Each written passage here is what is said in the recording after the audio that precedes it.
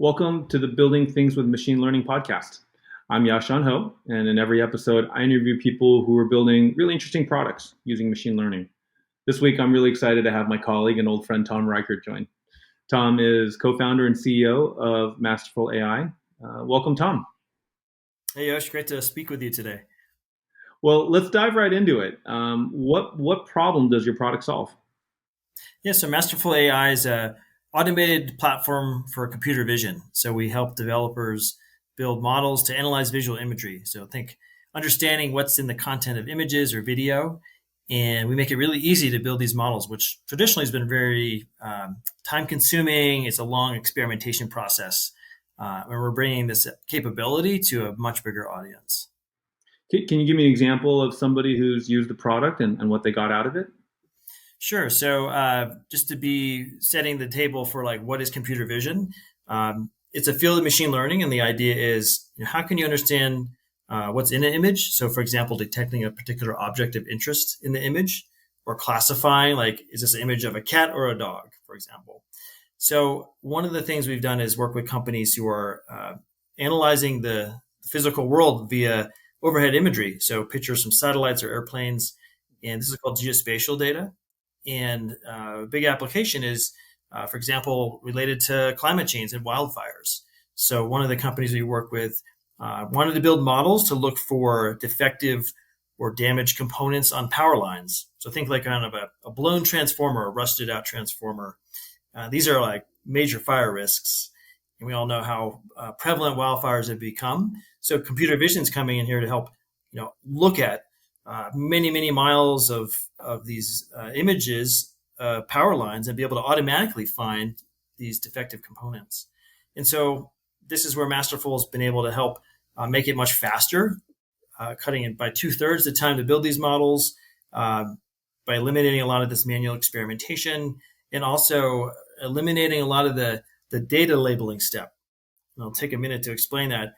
The input to building a computer vision model is training data. And currently, people label this data by hand. So actually, before you get to that model that works, you got to have a lot of human beings, looking through all these images manually and drawing a little bounding box around. Okay, this is an okay transformer. This is a messed up transformer. For example, that's been the big bottleneck to computer vision. But one of the things we've done with our platform is productize some new techniques from this field called semi-supervised learning, which basically means you can take just a little fraction of labeled data and then a lot of raw unlabeled data that human beings don't have to pour through, put all that into our platform, and out comes a really accurate model. And that's where we've been able to help companies apply computer vision that before were blocked or was just taking too long and they weren't getting good results. Well, tell me more about that. Traditionally, an image isn't useful to train with unless somebody has labeled it. How does semi-supervised learning kind of break through that, constraint? Sure. So I'll use the analogy of like a little kid, right? Like somehow they've learned to group things that look similar, right? You can be like, put all the pictures of, this particular kind of bird over here, and like maybe it's pictures of a blue jay and pictures of hawks over there. They don't know those are blue jays and hawks, but they can, kind of group the images together based on different patterns, like the colors or the shapes. So a new set of computer vision algorithms can do this as well. Like there's no explicit naming. This is a particular kind of bird, but it can group them that look similar.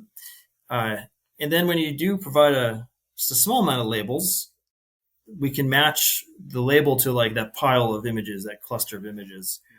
Got it.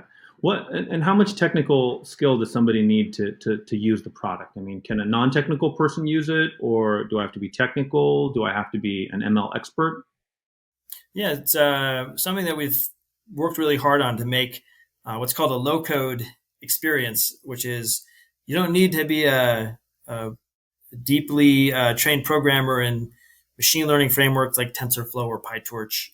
You just need to know Python, which is a very popular language and can be very straightforward to use. So basically, we built these state-of-the-art semi-supervised algorithms into the product, as well as some other best practices. So these are like setting all the right knobs and dials. These are often called training hyperparameters. So Masterful does that automatically for you, and it's really just one line of Python um, to build a model. And so this opens it up to really any developer, um, and that's where we're excited to just enable a lot more of these machine learning models in the world. Got it. Um, what kind of competitors do you run into, and how do you stack up against them? Yeah, I mean, we're living in a world where there's like so much excitement around deep learning and computer vision. Um, we're on what I call like kind of the 2.0 version of software that's in the family called AutoML, or automated machine learning. AutoML 1.0 was an approach of, okay, you're going to build a computer vision model. Let's make sure we get the model architecture right. The architecture is like the choice of kind of like the nodes and edges, like kind of like the neural network itself, the brain structure. That can certainly improve performance if you can get the kind of the model architecture right. Maybe you get 4 or 5% improvement. But our approach, called the AutoML 2.0, is data-centric, in that we are saying like model architecture, there's some really good ones you can get off the shelf. They work good enough. The big performance lift is how do you change the training data and transform it so that it's giving the best possible like input to the training step. And that's where we've done a number of innovative things around improving the way the data is augmented so that it can like make lots of variations of the original training data that can help your model be more robust, like rotating the images a little bit or changing the color palette, making it a little blurry, things that might happen in the real world when you finally put in images to run your model on. And then there's other ways in which we set the training parameters automatically that's specific to that training data set and that task. And that's where we really excel. And shown many times we beat some of these AutoML 1.0 platforms. So you actually have found that you beat these AutoML 1.0 platforms. Yeah, we blogged about that. We've gone head to head with Google Vertex, on different, kind of standard training data sets, and we beat them every time.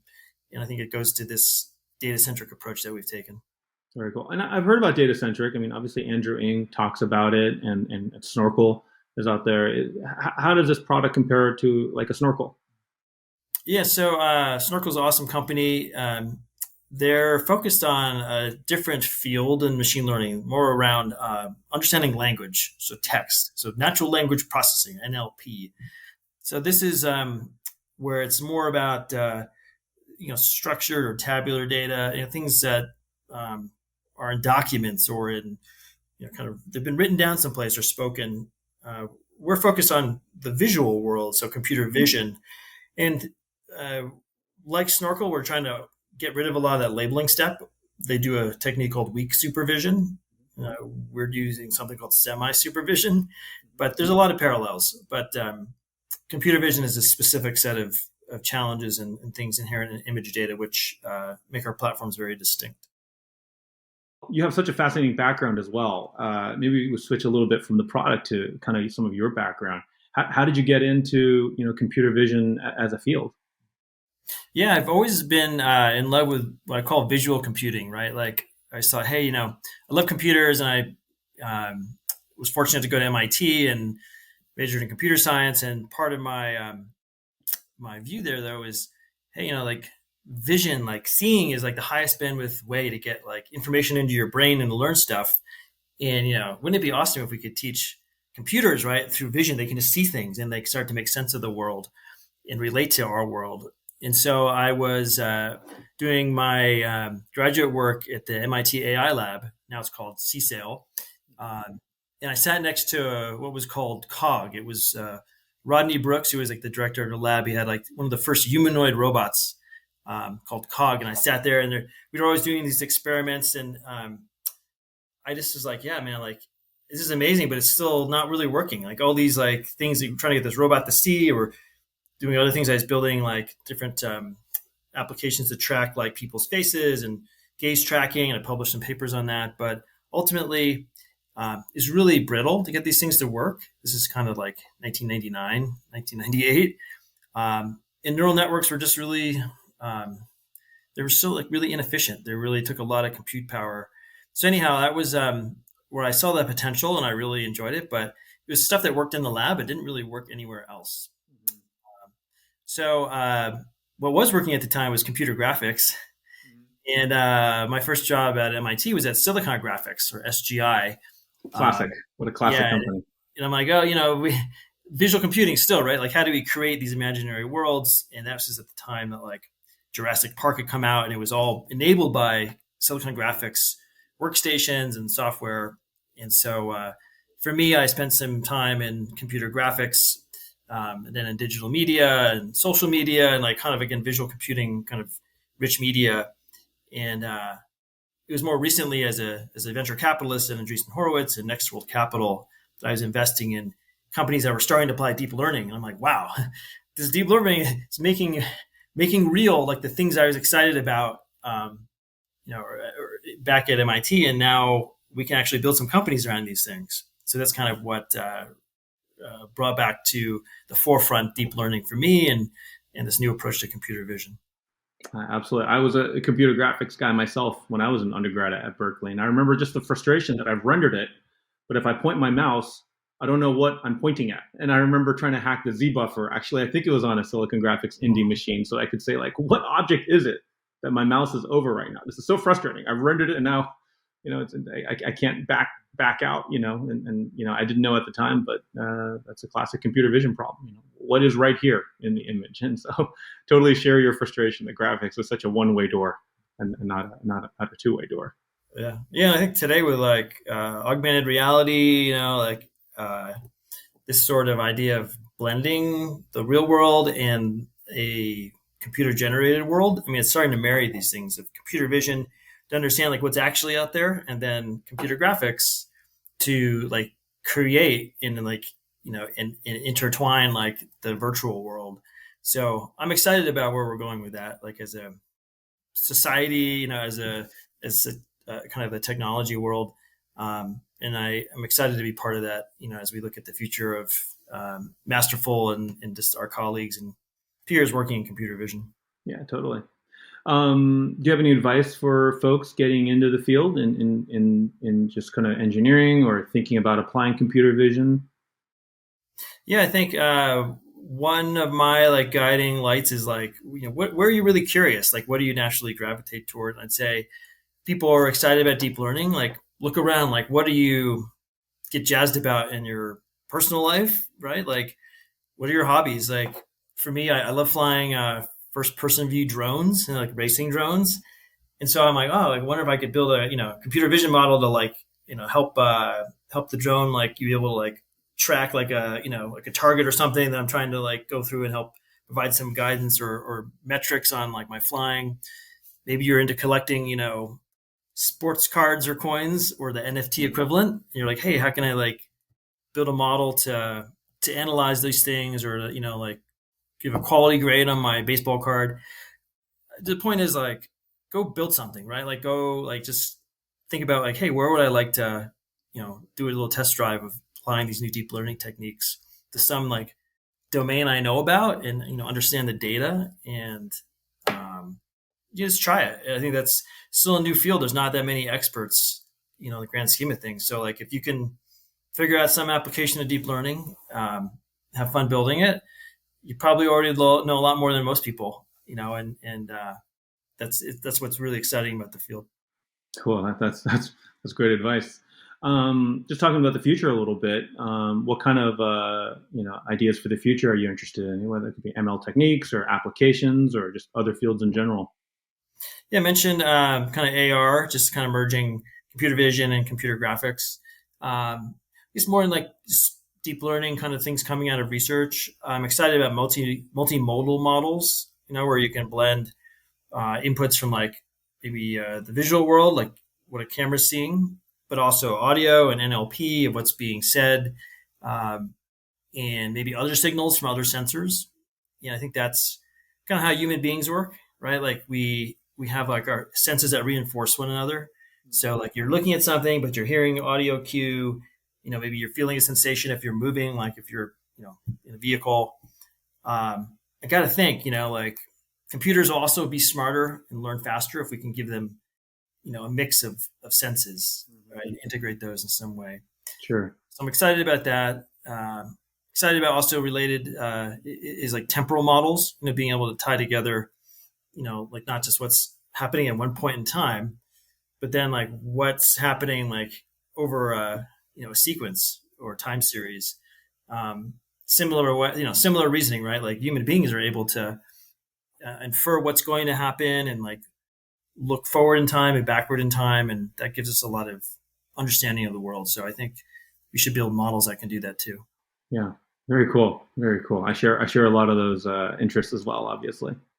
Well, final question is how did you come to join, or in your case, found Masterful AI? Yeah, just to pick up the story where I left off, more recently I had been working with startups as an investor and advisor, applying computer vision to analyze overhead imagery for like construction and mining and insurance. I invested in companies that are building high definition maps for autonomous vehicles using computer vision, and I just kept seeing like, okay, now's the time, right, to bring these things mainstream. But it's so hard, right, getting these things to work. And we've known each other for a couple decades, and we've always been keeping in touch on like kind of ideas we're excited about. And then Sam, our third co-founder, who was a researcher on Google's AI research team, we got talking. We're like, hey, like we're all seeing this problem from different angles. You're working on projects in various TensorFlow repos, and Sam was working on these things in Google. And we said, hey, like, there's a better way to build these models. Back to it's not AutoML 1.0 anymore. It should be AutoML 2.0. There's better ways of doing this, more ways to automate it, make it more accessible to people. So that's where we just started talking to some potential, customers, other machine learning engineers, and saw like a lot of appetite for, hey, I would love to have a platform that put a lot of these best practices and new state of the art techniques in a box where I could just like pull it out and apply it and get rid of all the kind of like the manual boilerplate code and experimentation and kind of the crap work. And instead, like I can build my application. So that's how we, kind of built our first prototype based on some of that feedback. And people used it. Some great companies used that early version of the product and deployed models into production. And, like we've been building the company and kind of going into higher gears ever since. Awesome. Indeed. It's such an interesting story that you've been both a venture capitalist and now founder of a venture-backed startup. Any advice for other entrepreneurs who are thinking about raising venture capital? I think it's always a question of like, why do you want to do it? In my mind, like, what is it what secret do you know, or what insight do you have? That separates someone who's like, oh, I just want to start a company, to someone who's like really passionate. I have missional desire to make the world a different place. And thinking about what it is that is going to drive you through or pull you through like the ups and downs, right, of building a startup. So I just look at examine yourself, like what is it that you care about, like what is it that you can spend your nights and weekends doing anyhow, and does that fit into like a market opportunity, some kind of pain that you see other people have that you want to help them with, help solve them. And for me, I really do feel like Masterful's is missional for me, and then I think we're at this unique point in humanity's history where we're building these things that are starting to take on a life of their own, and we're entrusting them to make these important decisions, right? Like driving our cars and diagnosing medical imagery, and these are things that like what we want to be able to trust these new machine learning models. So how do we make it easy to build ones that are trustworthy and robust and fair, but also that anybody can build them, right? It's enable this proliferation of these models throughout many different industries and change a lot of the world. All the different ways that we talked to the beginning. Like there's so much visual data in the world. All of that is potentially like today underutilized. But with machine learning and computer vision, like we can change a whole world of industries. When we get these tools into more people's hands. Yeah, totally. I mean, I think computer vision and deep learning's cracking of computer vision it's going to be at least as impactful as the internet has been. And both of us have spent most of our careers on the internet, but it's exciting to find something that's going to be, in my opinion, a lot more impactful. Well, thank you so much, Tom, for taking time out to chat. I want to thank you for this awesome conversation about Masterful. Where can we find you on social media? Yeah, Twitter's best. So if you just go at Tom Rikert, TOMRIKERT, it's a good way to reach out, connect, and what else? I think if you do want to learn more about deep learning, a couple resources I'd point you to because the field's moving so fast. The Sequence is a great newsletter, which is like covering a lot of topics just across the broader range of machine learning.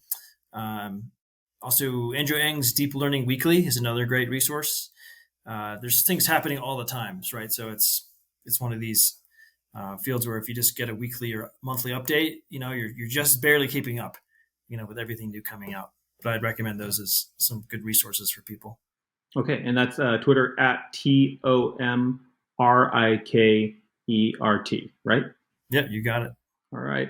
Well, thanks everyone for checking out this episode with Tom. If you enjoyed this podcast, please give us a rating on Apple iTunes or Google Podcast or your favorite podcast store. It helps other people find our podcast. Until next time, goodbye.